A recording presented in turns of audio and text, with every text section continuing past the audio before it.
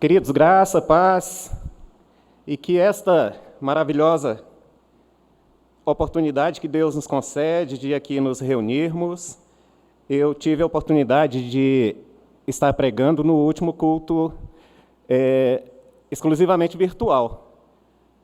E me enche o coração de alegria poder ver a igreja com alguns bancos aí ocupados, com os irmãos que foram chamados por Deus para este momento tão especial. Conversava com o reverendo Rafael como Deus vai conduzindo cada momento do culto que Ele mesmo requer de nós. E isso me traz ao coração muita alegria e tranquilidade. Ele nos chama para uma missão nobre, que é proclamar as virtudes de Cristo Jesus. Mas, de forma maravilhosa, Ele faz revelar essas virtudes em nossas vidas, desde o momento que nós entregamos, que nós consagramos, que nós confiamos a Ele a nossa existência. Por isso é bom demais servir a Deus. Ele nos chama, nos vocaciona e Ele faz através de nós. Gostaria de convidar os irmãos para nós ouvirmos a voz de Deus, que nos será a orientação para a pregação nessa noite. Está em Lucas, os irmãos já têm aí nas comunicações, né, dos nossos ministérios, o texto que será pregado, Lucas, no capítulo de número 24, a partir do versículo 13. Se nós pegarmos o capítulo 24, nós podemos observar que Lucas, instruído pelo Espírito Santo, ele consegue, num capítulo, registrar, resumidamente, 40 dias do ministério pós-ressurreição de Cristo Jesus. Começa com o anúncio da ressurreição e termina com a ascensão de Jesus, lá no finalzinho. E nós observamos, então, nesse trecho, pequeno trecho, uma das manifestações de Jesus a dois discípulos. Capítulo 24, o versículo de número 13. Peço aos irmãos que aqui estão, os que estão nos acompanhando através da internet, através das mídias, que acompanhem a leitura, momento de nós ouvirmos a voz de Deus e clamarmos a Ele, que Ele fale ao meu coração, mas fale de tal forma que transborde, que Ele me oriente a ponto de poder compartilhar aquilo que Ele tem me falado com os irmãos que são, de fato, nós que somos igreja do Senhor. Diz a palavra: naquele mesmo dia, 2 deles estavam a caminho de uma aldeia chamada Emaús, distante de Jerusalém 60 estádios, e iam conversando a respeito de todas as coisas sucedidas. Aconteceu que, enquanto conversavam e discutiam, o próprio Jesus se aproximou e ia com eles. E os seus olhos, porém, estavam como que impedidos de o reconhecer.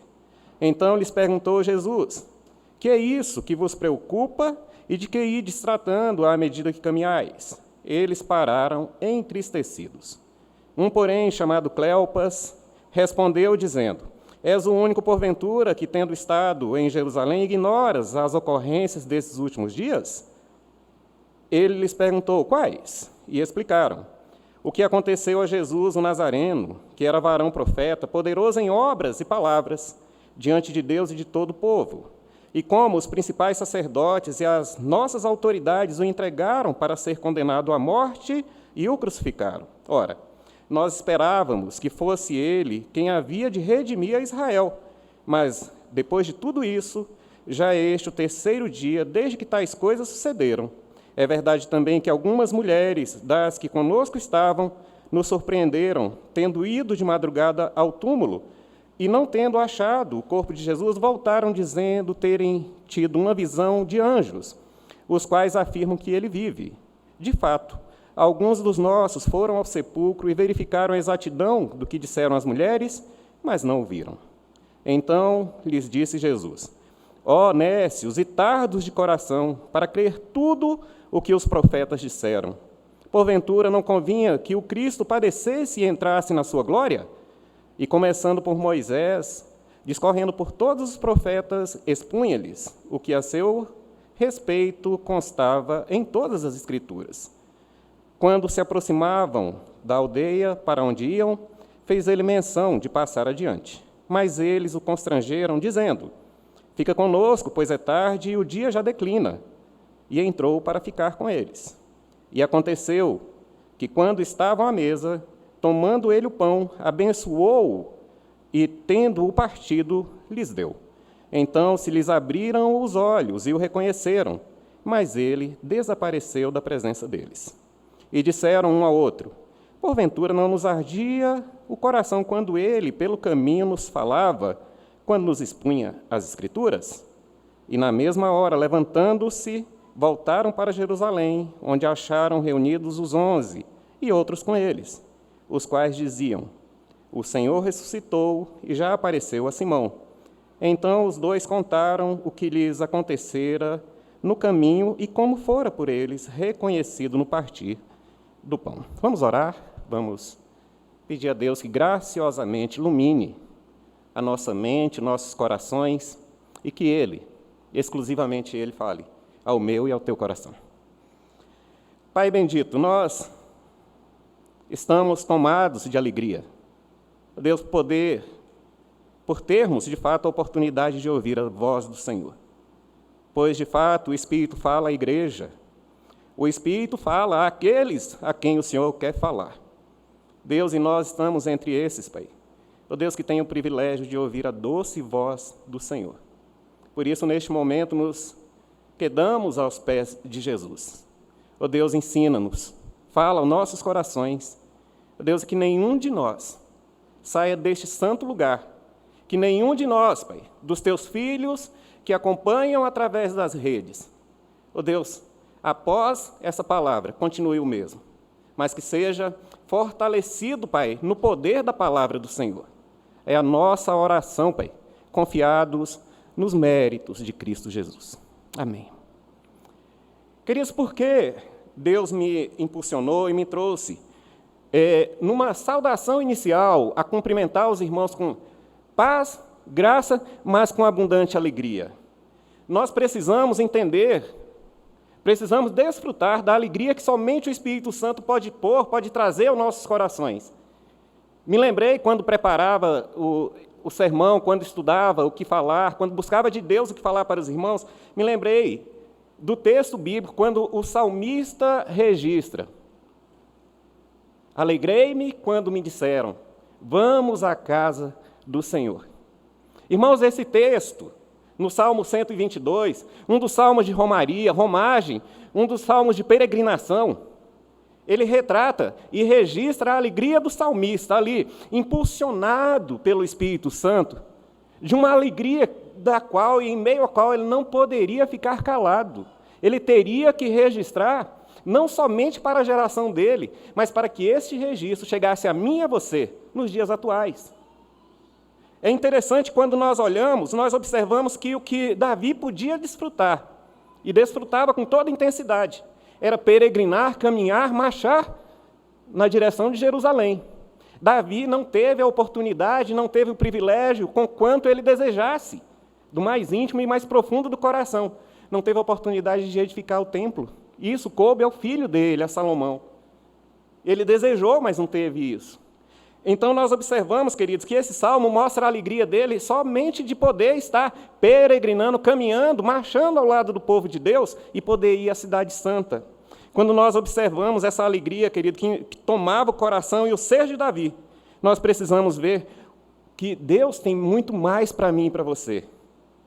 Olha que coisa interessante, o autor aos Hebreus, quando se dirige à geração da igreja chamada primitiva, ele deixa claro que os heróis da fé, aqueles que estão ali registrados no capítulo 11 da carta aos Hebreus, que eles, pela fé, contemplaram, mas que aquela geração a quem a carta aos Hebreus estava sendo escrita, eles contemplaram com os próprios olhos aquilo que era prometido e que fora prometido aos heróis que ali estão registrados.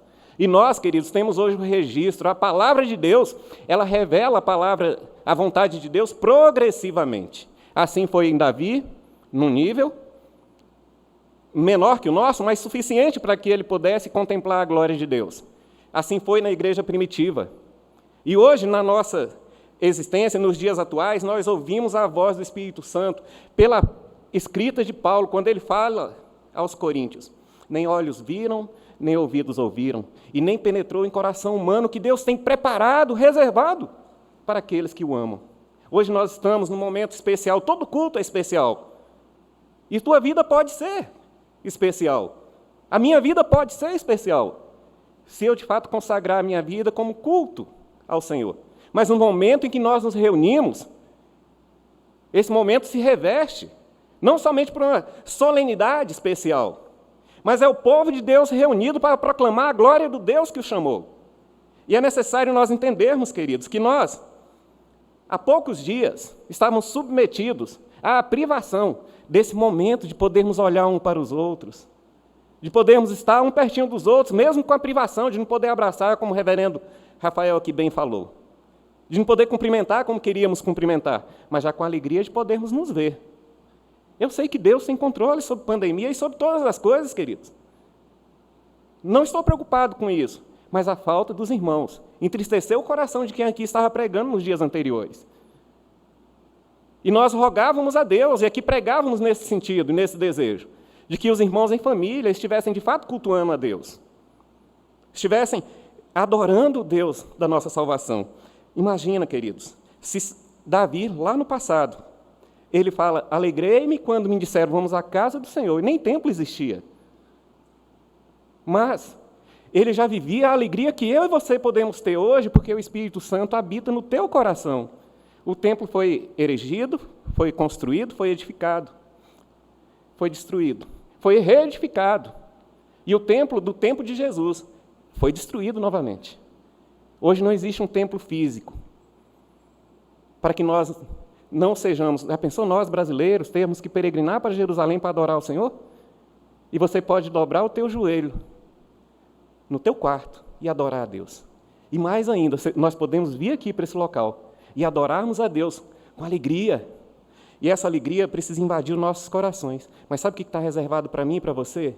Conquanto a nossa mente limitada, por mais capacitada que nós tenhamos a mente, por mais sábios que nós sejamos, Deus tem algo muito mais profundo, muito maior para mim e para você. E eu fico vendo como é que o Espírito Santo instrui. Alegrei-me quando me disseram, disse Davi, registrou Davi. Hoje eu me alegro por estar aqui. Mas olha o que o Espírito Santo falou a João e mandou escrever a você e a mim, a igreja. Ouvi, como grande voz de numerosa multidão, como muitas águas e como fortes trovões, dizendo, aleluia, pois reina o Senhor nosso Deus Todo-Poderoso. Alegremo-nos e exultemos, demos-lhe glória, porque são chegadas as bodas do Cordeiro, cuja noiva a si mesmo se ataviou, pois foi-lhe dado vestir-se com linho finíssimo, resplandecente e puro, porque o linho finíssimo são os atos de justiça dos santos. Olha, irmãos, versículo 9 do capítulo 19 de Apocalipse. Então me falou o anjo, escreve, bem-aventurados aqueles que são chamados para a ceia das bodas do Cordeiro. Bem-aventurado é você, meu querido. Bem-aventurado é você, minha querida. Bem-aventurado sou eu, somos nós, que somos chamados para a ceia das bodas do Cordeiro. Hoje nós estamos celebrando de uma forma cerimonial, mas não vazia de significado. É preciso nós entendermos a profundidade desse momento que nós estamos agora vivendo. Não é algo como apêndice do culto, é o culto. É o nosso motivo de existência, a nossa existência, a nossa vida. Precisa ser vivida com a alegria de nós termos um convite. Um momento de que Deus tem reservado para mim e para você. Nós estaremos diante da ceia das bodas do Cordeiro. Mas o Cordeiro, enquanto esteve conosco, ele orientou, ele determinou. E ontem, reverendo Glauber, eu também estou atento às mídias dos irmãos. E sou edificado. Ontem ele falando sobre as ordenanças, sobre algumas orientações que nós temos, falou sobre a ceia do Senhor e sobre o batismo. E falou que na igreja primitiva a igreja vivia isso de forma mais contínua, com uma frequência maior. E nós, talvez uma vez por mês, muitas vezes vemos um hiato. Mas quando você sair daqui, eu tenho um convite para te fazer. E eu queria que você prestasse atenção. A graça de Deus, ela é revelada no partir do pão. Jesus, ele se assentava à mesa, mas chegou um momento em que Jesus se fez alimento por nós, que Jesus se fez sacrifício por mim e por você. Chegou um momento que Jesus não foi só anfitrião, mas ele se entregou a si mesmo por mim e por você. para que ele, enquanto entregue, enquanto sacrifício por mim e por você, abrisse o caminho para que nós estivéssemos um dia diante do Pai. E eu quero convidar os irmãos para, à luz dessa realidade, dessa verdade que a palavra de Deus me fala, como é que eu posso, de fato, desfrutar da graça que para mim já está reservada, para você está reservada, mas que nós possamos, de fato, nos encher de alegria.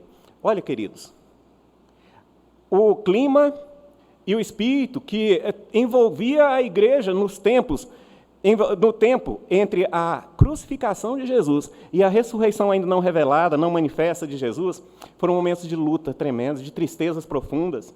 João diz que eles estavam com as portas trancadas, com medo dos judeus, e o próprio Jesus se põe entre eles. Paz seja convosco. Os evangelistas vão narrando, e aqui Lucas escolhe Jesus no momento cotidiano, num momento de tristeza profunda de dois discípulos. Quando eles se afastavam do local da adoração, se afastavam de Jerusalém, e iam para uma aldeia chamada Emaús, para um povoado chamado Emaús. A distância é mais ou menos entre aqui, a sede, e a nossa congregação, mais ou menos, 12 quilômetros. Era a distância, e eles iam caminhando. Enquanto caminhavam, discorriam e manifestavam a tristeza, mas nós pensávamos que era Ele. Nós pensávamos que, de fato, havia chegado a redenção de Israel. E Jesus, querido, se põe no meio daqueles dois e vai caminhando com eles. E aqui uma verdade precisa ser dita, e nunca esquecida. Nos teus momentos de maior tristeza, Jesus está contigo. Os planos de Deus nunca, jamais serão frustrados, irmãos. Mesmo que o meu coração e a minha mente, que meus olhos não enxerguem. E aqui o texto deixa claro que os olhos estavam como que impedidos de o reconhecer. Mas ele estava no meio deles. Talvez você pense, aqui é uma cerimônia. Aqui é um mero ritual. Não. O Cristo ressurreto se faz presente no nosso meio. Se você acreditar, se você se apropriar dessa verdade, você vai sair daqui acompanhado do Cristo ressurreto, e não viver só esse momento, mas vai transbordar não só a alegria de aqui ter vivido esse momento, esse convite, mas a alegria de poder revelar a glória daquele que ressurreto está. A primeira verdade que esse texto nos traz, dentre muitas verdades, a primeira verdade é que no partir do pão, a graça de Deus é revelada, porque o próprio Deus, se revela no partir do pão. Cristo, quando institui a ceia, ele fala, isto é o meu corpo. Cristo, quando institui a ceia, ele fala, isto é o meu sangue. Corpo que seria entregue, que assumiria o preço e as dores, as chagas do meu pecado, do nosso pecado. E o sangue que morria, a morte que estava reservada para mim, que estava reservada para nós, para os eleitos de Deus. O Cristo ressurreto, Cordeiro Santo, que tira o pecado do mundo, ele se revela. A graça é revelada na pessoa do próprio Cristo. Nós estamos vivendo aqui um momento e contemplando, e precisamos nos alegrar com o momento em que, isso aqui não são só elementos, é lógico, nós precisamos entender espiritualmente que Cristo nos abençoa quando nós, em obediência, aqui continua sendo pão? Continua. Mas a presença de Deus, de Cristo é real. Aqui continua sendo o suco da uva? Continua. Eu não vou adorar isso aqui. Mas eu sou obediente ao Deus que me mandou. E eu preciso me apropriar dessas verdades. Eu preciso me apropriar dessas verdades. Eu vim aqui, você veio aqui. Porque você foi convidado para esta ceia aqui. Mas é necessário nós descortinarmos o horizonte e o nosso entendimento. É que essa ceia aqui, ela é sombra, sinal da ceia que nós tomaremos junto ao Cordeiro Santo, as bodas do Cordeiro. Primeira verdade, queridos, é que no partir do pão, o Cristo ressurreto se revela, porque só foi no momento que ele partiu o pão na casa, em Emaús, que os olhos foram desvendados.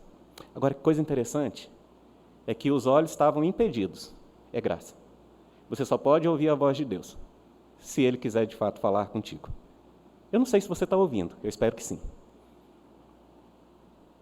Como eu falei na minha oração, o Espírito fala à igreja, fala a quem Ele quer falar.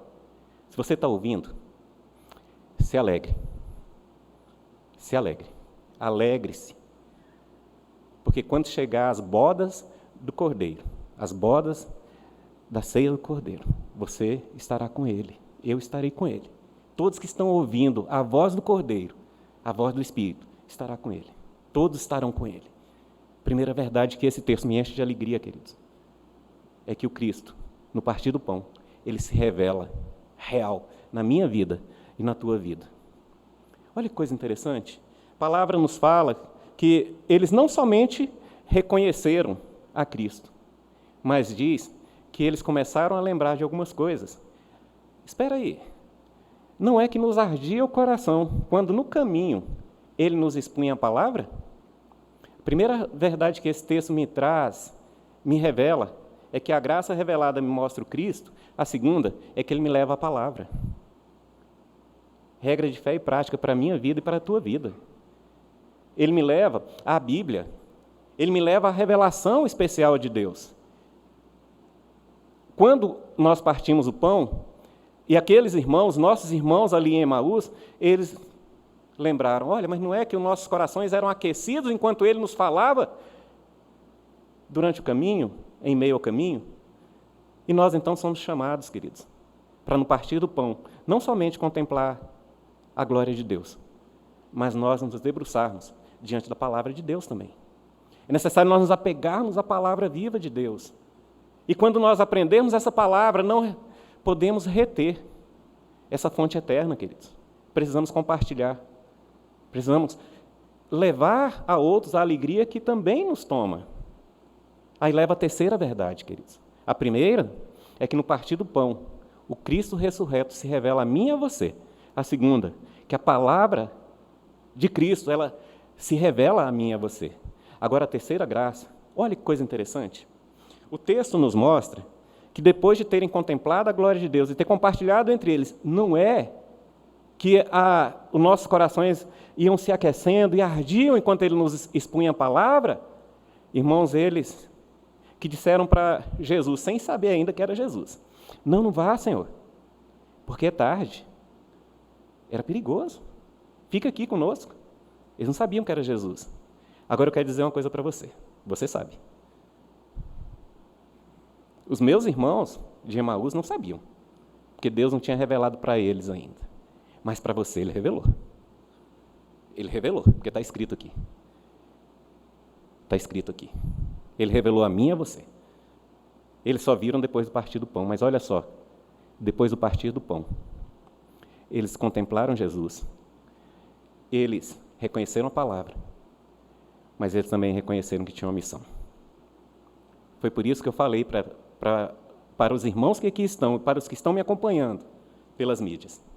Querido, se você que foi convidado para as ceias, para a ceia das bodas do Cordeiro, para esse momento de celebração, você sair daqui retendo ainda essa bênção, você não entendeu a missão. Você não entendeu, não compreendeu a missão. Veja o que Deus fez na vida desses dois. Eles saem dali e percorrem de volta para Jerusalém. Naquele mesmo momento, diz o texto em Lucas, eles voltam e vão compartilhar. A alegria era tão grande que eles não podiam reter a alegria. Se você está de fato, querido, se você teve um encontro com Jesus, e esse encontro foi através da palavra que faz aquecer o teu coração, você não pode esconder nem reter a alegria que inunda o teu coração. Os nossos irmãos voltaram para Jerusalém. Eu vou voltar para Samambaia, eu vou pregar ainda hoje. E você? Vai pregar ainda hoje? Aquelas pessoas que encontrarem contigo durante a semana, elas vão ouvir sobre Jesus, o ressurreto, o Jesus que te dá alegria, que enche o teu coração de alegria, o Jesus que morreu, sim, morreu, mas ressuscitado está e voltará. Eu vou pregar agora, lá na congregação. Mas e você? Você vai pregar quando sair daqui? Eu espero que sim. Porque se você, no partir do pão, viver a experiência maravilhosa da graça revelada, da pessoa de Cristo, da palavra de Cristo e da missão de Cristo, você não vai se conter mais. A alegria vai ser tão grande que você vai ser também um missionário de Cristo. Jesus, na noite em que foi traído, toma o pão e deu graças. Porque é pela graça, querido. No partir do pão, a graça é revelada. O Cristo presente, no momento da instituição da ceia, ele falou: comei em memória de mim. Bebei em memória de mim. E hoje nós estamos vivendo esse momento. Partir do pão. Gostaria de convidar os nossos irmãos, os presbíteros, reverendo Rafael, para vir à frente. Esse é o momento do partir do pão. É cerimonial? Não, é espiritual. É muito mais, transcende o aspecto puramente cerimonial. Gostaria que os presbíteros viessem à frente. João, uma vez presbítero, sempre presbítero.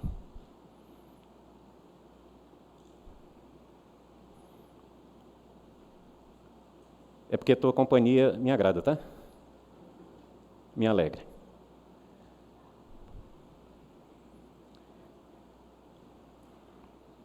Vamos orar?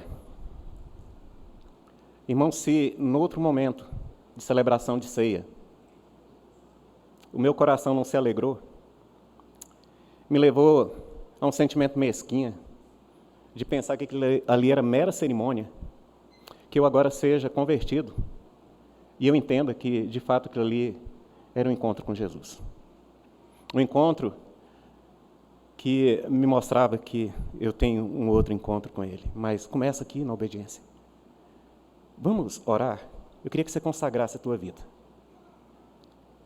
Só ouve o convite do Espírito, aqueles que são eleitos de Deus. Se você ouviu, consagra a tua vida.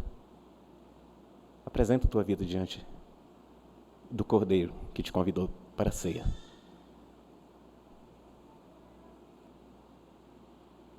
Obrigado, Pai amado, porque o Senhor é maravilhoso, o Senhor é grandioso. Obrigado, Pai amado, pelo Teu Filho que morreu na cruz em favor dos nossos pecados, Pai querido. Apesar de não sermos merecedores, o Senhor nos amou ao ponto de mandá-lo, Pai querido. E esse memorial, Pai amado, da Santa Ceia, do pão e do vinho, é para que relembremos neste momento, Pai amado, o sacrifício do Teu Filho na cruz, Pai querido. E te agradecemos muito por isso, pelo amor tão grande, imenso, Pai amado, que o Senhor tem para conosco. Muito obrigado, Pai amado, porque não somos merecedores, mas o Senhor nos acolheu. Obrigado, Pai amado, porque nós cremos nesse sacrifício, Pai amado, do Teu Filho Jesus na cruz. No nome de Cristo Jesus. Amém. Amém.